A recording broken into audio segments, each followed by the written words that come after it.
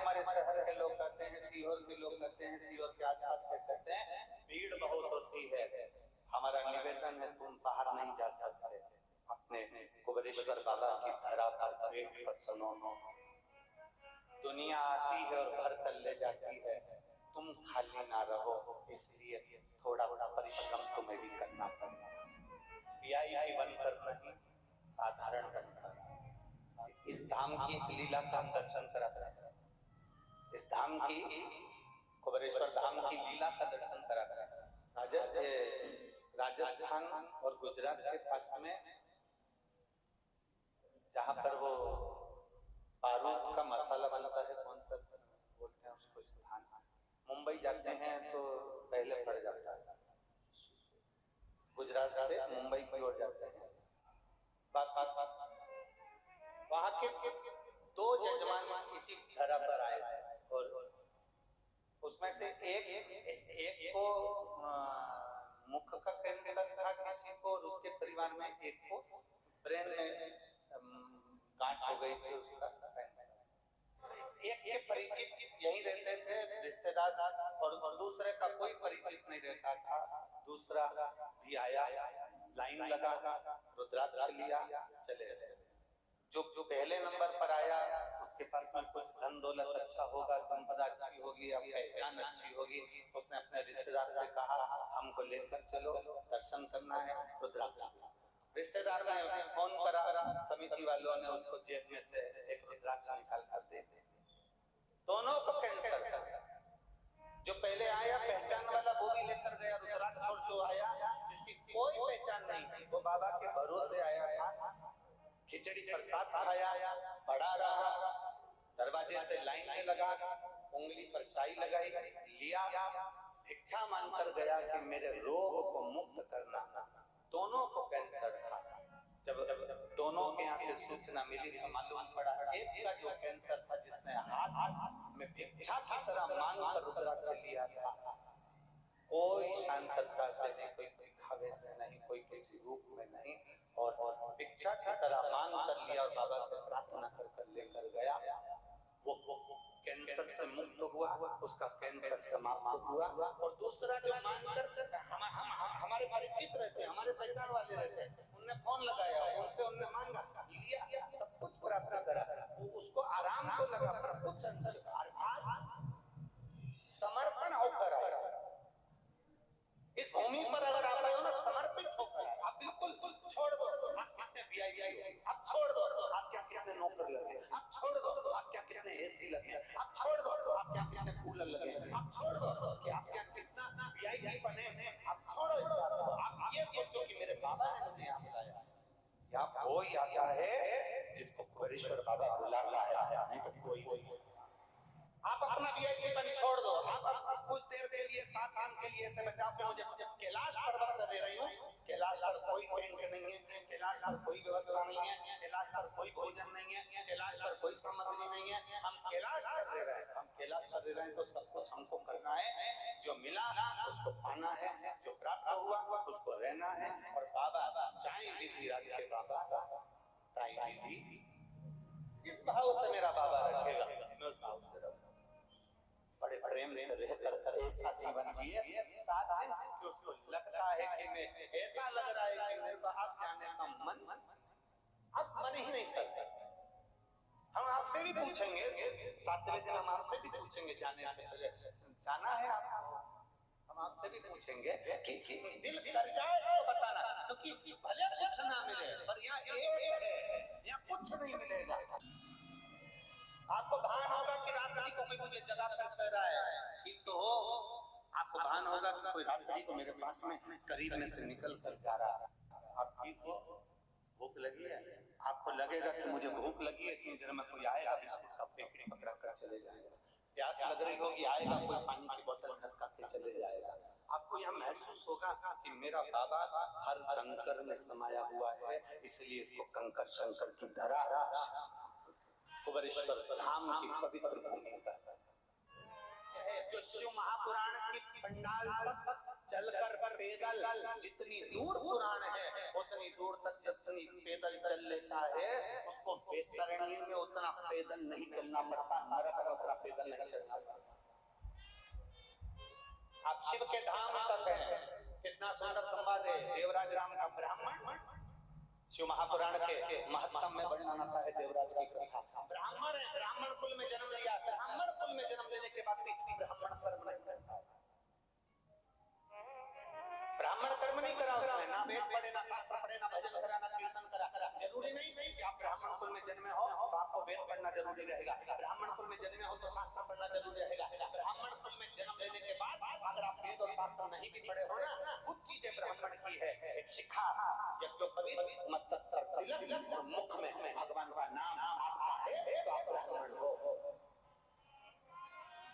जरूरी नहीं कि आप वेद पढ़ोगे तो ब्राह्मण कहलाओगे, शास्त्र पढ़ोगे तो ब्राह्मण कहलाओगे, आप बहुत उच्च विद्या अध्ययन करोगे तो ब्राह्मण कहलाओगे। ब्राह्मण की मूलता है उसकी शिखा, ब्राह्मण की मूलता है उसका तिलक, ब्राह्मण की मूलता है उसका यज्ञोपवीत, कंधे पर जो यज्ञोपवीत पड़ा है वो ब्राह्मण की मूलता है। पहले के समय का गरीब से गरीब ब्राह्मण जिसके पास भोजन नहीं होता था वो भी। यहाँ अमेरिका वाले बैठे हैं, धर्म पत्नी को इतनी बड़ी बीमारी हो गई थी, अमेरिका के डॉक्टरों ने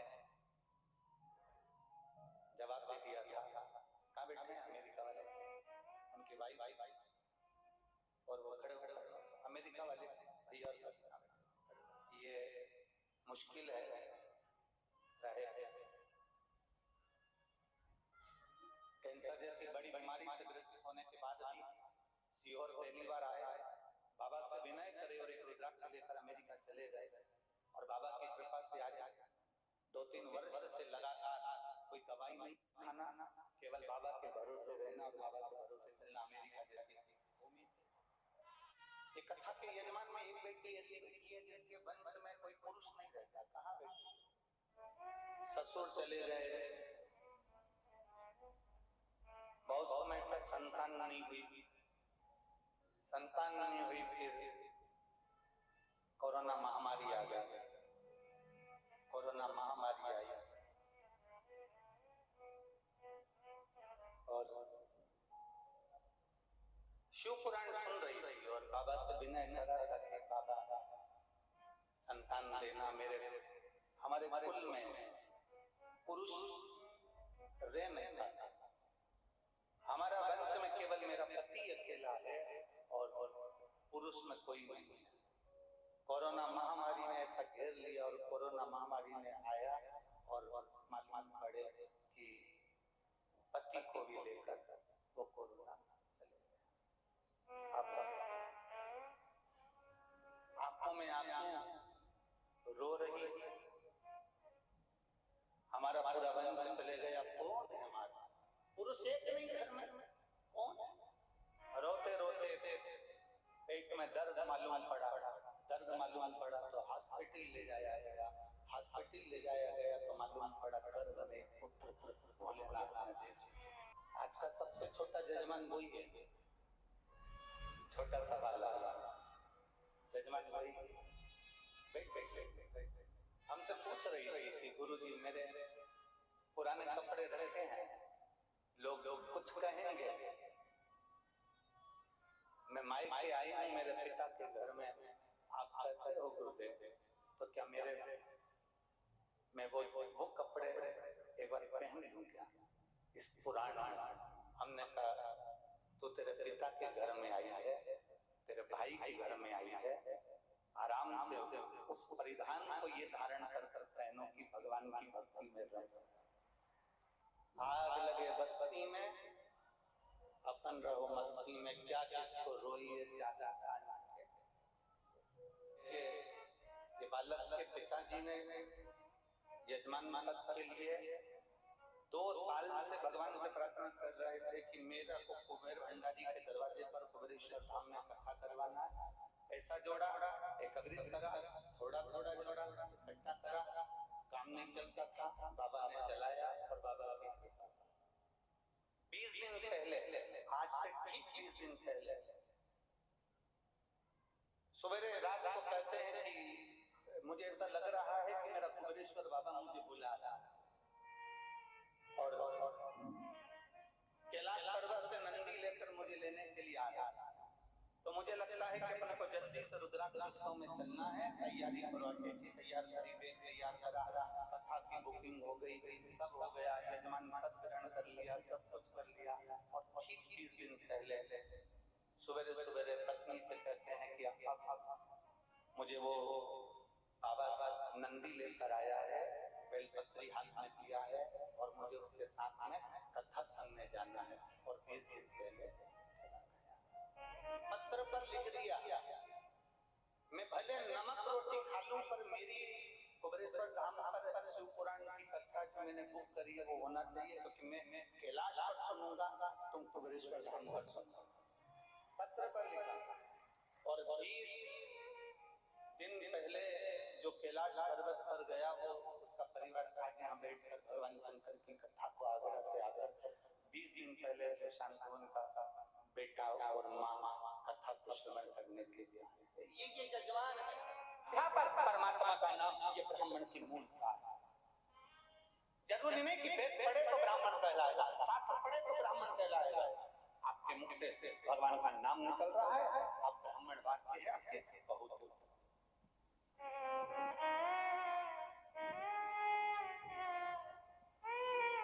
कोई कहता है हम क्षत्रिय हैं, हमारा काम रक्षा करने का। कोई कहता है हम वैश्य हैं, हमारा काम धन अर्जित करने का, धन एकत्रित करने का। कोई कहता है हम शूद्र हैं, हमारा काम सेवा करने का। ना, शिव महापुराण में ऐसे ऐसे संवाद आते हैं कि कड़प नाम का डाकू भी, कड़प नाम का डाकू जो शंकर की भक्ति को थोड़ी देर की शंकर की कथा को सुनता है और उसके मन में शिव के प्रति प्रेम जाग जाता है, तो उसने मन में सोच लिया कि मैं भी शंकर भगवान को एक लोटा जल चढ़ाऊंगा। कड़प नाम का डाकू एक जल चढ़ाने के लिए आतुर हो जाता है, तो सोचा कि मेरे पास तो जल चढ़ाने के लिए लोटा ही नहीं, अब जल चढ़ाऊं तो चढ़ाऊं कैसे।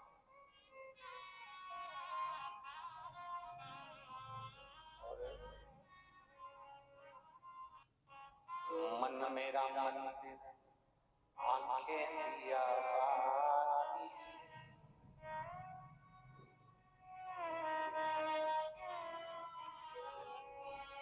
मन मेरा मंदिर आंखें दिया बाती, होठों की है तालियां, रोम फूल रोम रोम जीवा तेरा नाम आरती, ओ बाबा आरती। ये शिव तत्व भीतर से परमात्मा को, भीतर से परमात्मा को पुकारने का प्रयास है।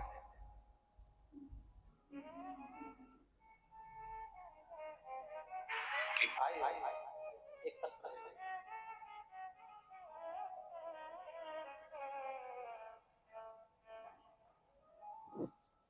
मैं प्रियंका मनीष पाठक नरसिंहपुर से आए हैं। प्रियंका मनीष पाठक नरसिंहपुर से आई हैं। कहीं हो तो हाथ हिलाइए, अगर कहीं बैठे हो, जिस पंडाल में हो, 1 नंबर 2 नंबर 3 नंबर पीछे मंदिर प्रांगण में कहीं बैठे हो तो हाथ हिलाइए। मैं प्रियंका मनीष पाठक नरसिंहपुर की रहने वाली हूँ। पिछले वर्ष 2023 में जो रुद्राक्ष वितरण कथा हुई थी उसमें हम लोग 18 तारीख को रिजर्वेशन था, लेकिन लोगों के कहने पर हमको लगा कि भीड़ ज्यादा है तो हम रिजर्वेशन कैंसिल करा दिए और हम किराए की गाड़ी कर यहाँ आए। किराए की गाड़ी कर आए, इतना ट्रैफिक जाम था कि किराए की गाड़ी वाला हम पर चिल्ला चोट करने लगा और कहने लगा हम आगे नहीं जा सकते, हम तुम्हें लेकर नहीं जा सकते और तुम्हारा जितने दिन खड़ी है गाड़ी उतना चार्ज लगेगा।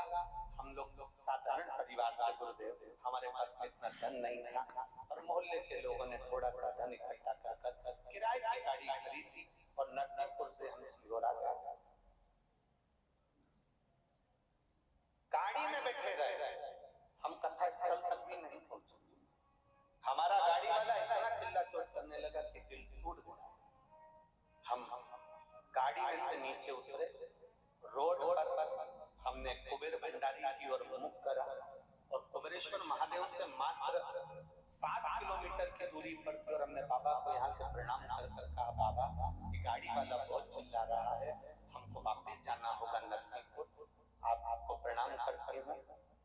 तेरी भूमि पर बुलाना ना मेरे को, तब खुद की गाड़ी से बुलाना।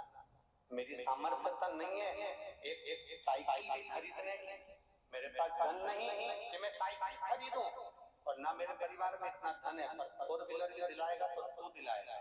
आज लौट कर जा रही हूँ, अगली बार जब रुद्राक्षोत्सव में आऊंगी तो खुद की गाड़ी से आना चाहिए, तो मानूंगी कि तू कुबेरेश्वर महादेव है, मैं तुझे मानूंगी कि तू कुबेरेश्वर महादेव है।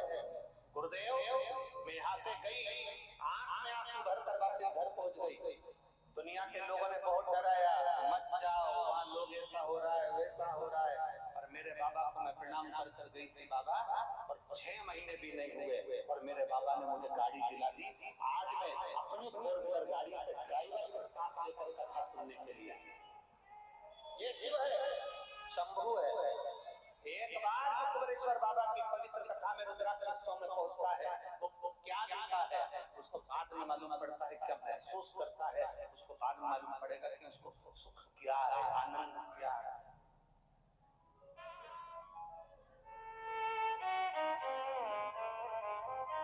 इस रुद्राक्षोत्सव का एक नियम है, यहाँ जितने ऑफिसर, जितने पुलिस कर्मी, जितने प्रशासनिक अधिकारी यहाँ पर सेवा भी देते हैं ना 7 दिन, इनके भी प्रमोशन हो जाता है, अगले साल दूसरे आ जाते हैं, प्रमोशन होकर दूसरे पद पर उच्च पद पर पहुंच जाते हैं। यहाँ का नियम ही है कुंवर भंडारी, या इस भूमि की नियमता है। साधारण व्यक्ति भी आया है, सेवा दी है, उसको फल उसका मिला, और बिल्कुल निष्कपट भाव से करो, दिल से करो, आनंद से करो, भाव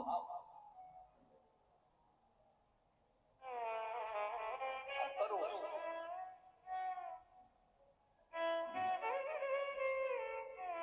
लोग कहते हैं गुरुजी आप हमसे मिलते ही नहीं हो, हम क्या मिले हैं?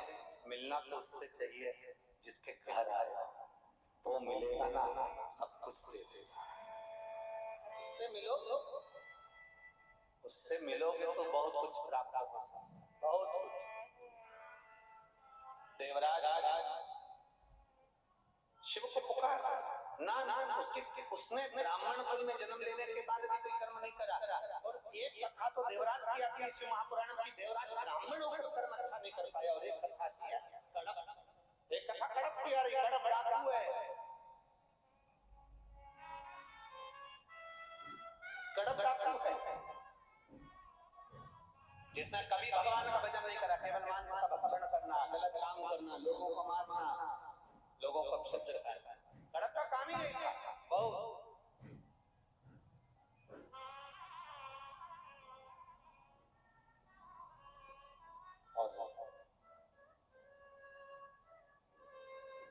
भंडारी है। एक क्षण का कड़प ने सुन लिया था कि शंकर को लोटा भर के जल चढ़ाने का फल मिलता है, और हमने पहले भी कथा में कहा कोई लेट बनता है, कोई जल्दी बनता है, और शंकर को जल चढ़ाने वाला एक दिन से जरूर बनता है।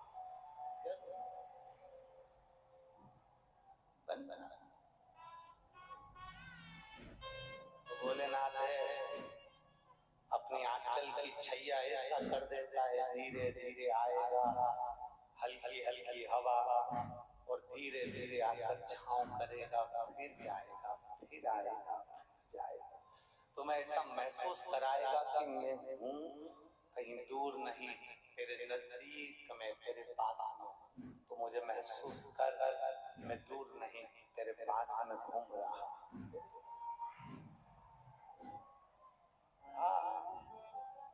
दूर नहीं, तेरे करीब में, तेरे नजदीक, बहुत पास। कड़प लग गया, जल चढ़ाना है। दुनिया के लोग अगर एक लोटे जल का महत्व जान जाते हैं ना, तो कहीं ढोंग और प्रपंच में नहीं पड़ते। एक लोटे जल को पहचान जाते हैं तो ढोंग और प्रपंच में नहीं पड़ते, अंधविश्वास में नहीं पड़ते। व्यक्ति अंधविश्वास में कब पड़ता है? जब वो शिव के एक लोटे जल के महत्व को नहीं जानता। जिसने एक लोटे जल के महत्व को जान लिया वो अंधविश्वास में कभी नहीं पड़ेगा। उसको मालूम है सारी समस्या का हल एक लोटा जल। बोल बम का नारा है बाबा है।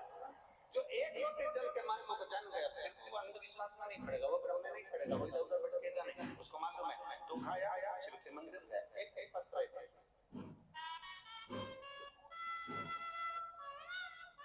मेरा नाम भिक्खू भाई है, मेरे पति का नाम मांगीलाल है।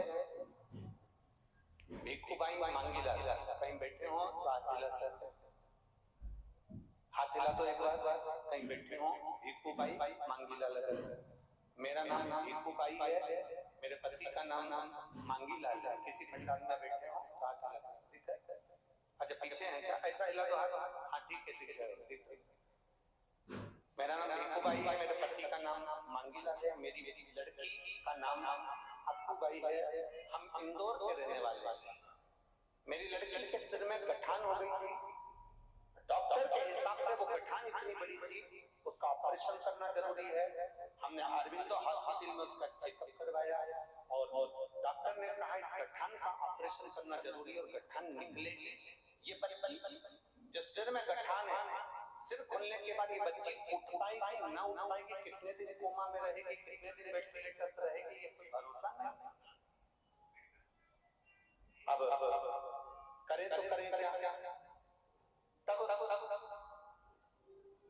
हमारा इतना भरोसा आपके कथा पर नहीं था गुरु, क्योंकि हम जिस मोहल्ले में रहते हैं ना वहां पर लोग आप कुछ भी कहते रहते हैं, हर कुछ बोलते रहते हैं, तो हमारा भी भरोसा आप पर नहीं था। पर झाड़ू लगाने वाली एक बाई ने कह दिया, मैं एक बार बाबा के धाम गई थी कुबरेश्वर धाम, वहां से जो मांगा है वो मिला है। तो तेरी लड़की को वहां का रुद्राक्ष लाकर उसका पानी देना चालू। हमने अरविंदो हॉस्पिटल में चेकअप करवाया और गठान का साइज निकलवाया, जिसकी रिपोर्ट में आपको पीछे अस्पताल की पूरी रिपोर्ट लगा रही है। हॉस्पिटल की पूरी रिपोर्ट है उसने यहाँ लगाई, जिसमें मेरी लड़की के सिर में गठान बड़ी और उसका ऑपरेशन करते हैं तो वो कोमा में चली जाएगी या फिर वेंटिलेटर पर रहेगी और कितने समय पड़ी रहे इसका कोई ठिकाना नहीं। हम उसी समय पर वो झाड़ू लगाने वाली माँ के कहने पर हम यहाँ आ गए और हमने यहाँ आकर रुद्राक्ष लिया, उसको तांबे के कलश में गलाया, पानी शिव जी को चढ़ाया, बाबा से कह दिया बाबा तबीयत को ठीक करना आपकी जवाबदारी है। हम आप पर विश्वास नहीं करते थे, पर वो सीओर वाला प्रदीप मिश्रा बोलता है टीवी पर कि बाबा सब सुनता, अब हम तुमसे कहने आए ठीक कर। हमने उसको पानी पिलाना चालू करा, 1.5 महीने तक पानी पिलाया। 1.5 महीने के बाद हमने वापिस अरविंदो हॉस्पिटल में जांच कराई। जांच में मालूम पड़ा कि मेरी लड़की के सिर की गठान गल चुकी थी। हम बाबा को प्रणाम करने के लिए आए। ये शिव वो घड़ी है, शंकुर है, तरकाल दास, जिसकी रिपोर्ट मैंने नीचे लगाई है। मेरा मोबाइल नंबर ये है। मैं बाबा को नमन करके बैठो गए। श्री शिवाय नमस्कार। शिव तत्व के प्राप्ति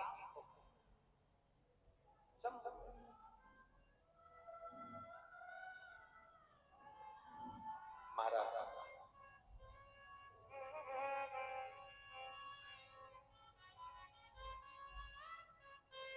मेरा बाबा भोला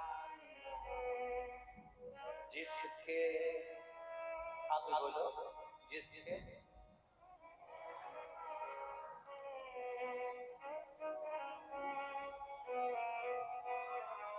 क्या शिव जी को नहीं मालूम था कि पार्वती की आंखों में आंसू क्यों है?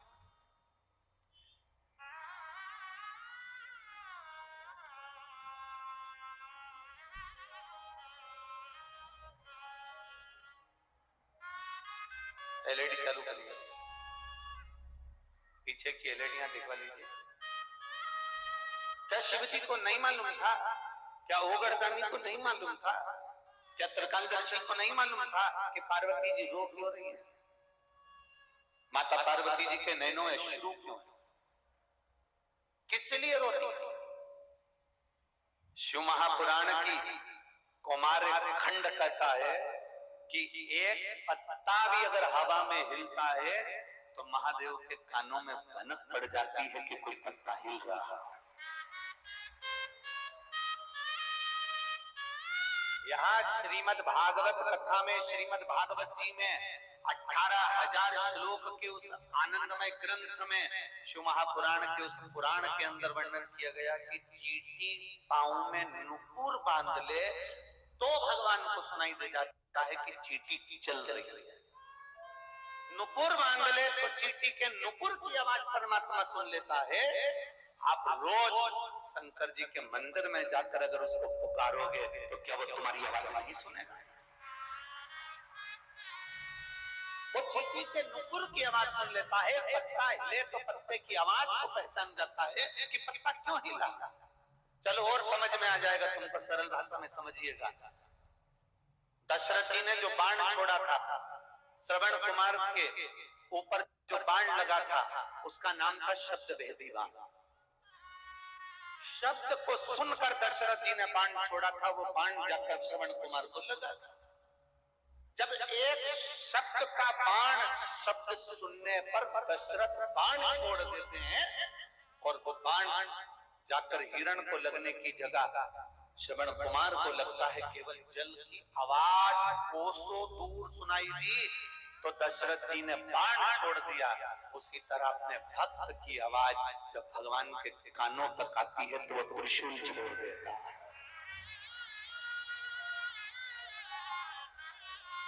एक भक्त की आवाज जब उस तक पहुंचती है तो वो त्रिशूल छोड़ देता है।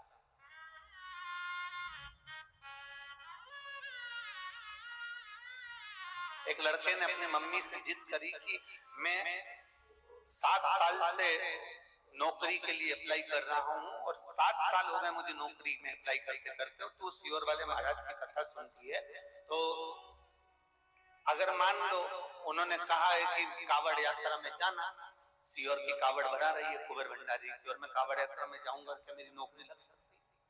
क्या केवल दुनिया के लोगों ने, आप टीवी पर जब सर्च करेंगे, गूगल पर सर्च करेंगे, यूट्यूब पर सर्च करेंगे तो कई बड़े बड़े अधिकारी कावड़ ले जाने वालों पर कमेंट्स करते हैं, मूर्ख हो, घर में पड़े रहो, क्यों गंगा जी का जल भर रहे हो, क्यों पैदल इतने किलोमीटर तक चल रहे हो, पागल हो गए हो जो इतने किलोमीटर तक पैदल चलकर जा रहे हो, जल भर कर जा रहे हो, कावड़ भर कर जा रहे हो। ये तो अज्ञानी लोग भरते हैं, ये मूर्ख लोग भरते हैं, ये ढोंगर प्रपंच है, ये अंधविश्वास है।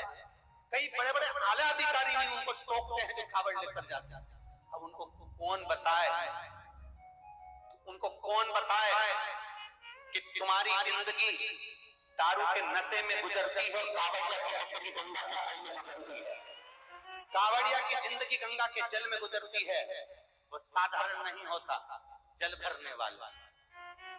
उस बच्चे ने अपनी माँ से कहा क्या मैं सीहोर की कावड़ भरने जाऊंगा, मेरी नौकरी लगती है, 7 साल हो गए मुझे नौकरी के लिए। उस पत्र को देखो, पिपरिया करकट जिला सागर से आई है, कहीं बैठी हो तो हाथ हिला सकती है।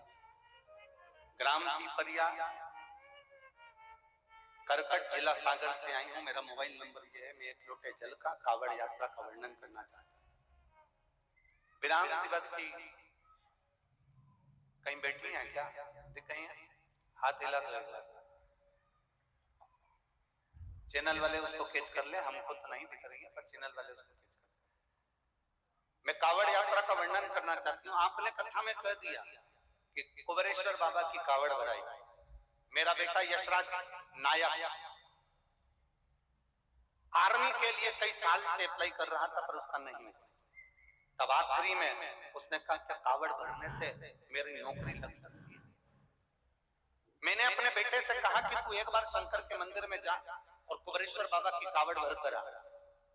2023 की मैंने मेरे बेटे से कावड़ भरने को कहा और बाबा की मैं क्या गुणगान करूं गुरुदेव, जो उसका 7 साल से सिलेक्शन नहीं हुआ।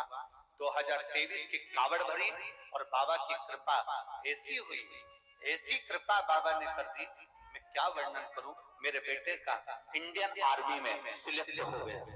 मैं बाबा को धन्यवाद देने के लिए आई। मैं अपने बेटे का फोटो भी लगा रही हूं जिसने आपका पार्थिव शिवलिंग का निर्माण सावन के महीने में जो आपने कराया था, मेरा बेटा घर में बैठकर पार्थिव शिवलिंग का निर्माण भी कर रहा है, उसका भी फोटो लगाया, और दूसरा जब उसका इंडियन आर्मी में हो गया उसका भी मैं फोटो लगा रहा हूँ। माता जी आपको धन्यवाद, साधुवाद, बेटी बहुत बहुत बधाई। विराज एक बार हाथ हिला दो। श्री शिवाय नमस्ते, बधाई आपको। शिव तत्व की प्राप्ति क्या नहीं देता संग, वो ओघड़ी है।